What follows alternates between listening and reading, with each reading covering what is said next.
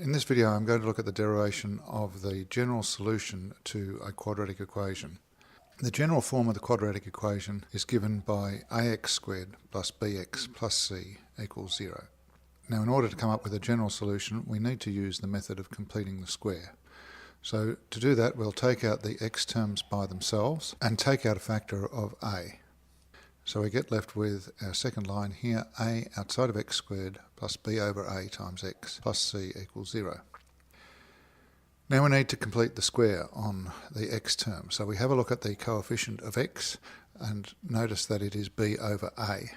Standard method of completing a square, we need to halve this coefficient, so it'll become b over 2a, and square it and add it.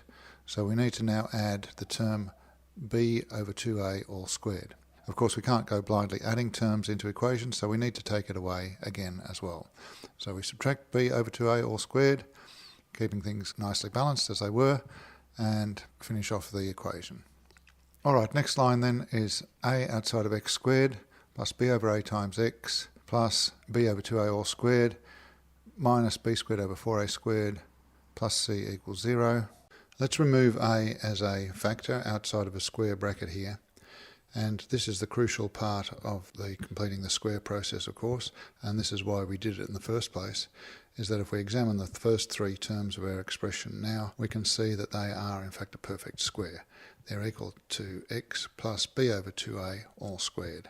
Factorising that now gives us this expression, a outside of x plus b over 2a all squared minus b squared over 4a squared plus c equals 0. Moving right along, taking the b squared over 4a term over to the other side, we get a outside of x plus b over 2a all squared equals b squared over 4a minus c. Taking the factor of a over to the other side, we get x plus b over 2a all squared equals b squared over 4a squared minus c over a. Now let's put these over a common denominator, so we think to ourselves that we're multiplying the c over a term by 4a over 4a, and we get x plus b over 2a all squared. Taking the square root of both sides and remembering that we need to take the positive and negative square root, we get x plus b over 2a equals square root b squared minus 4ac over 4a squared.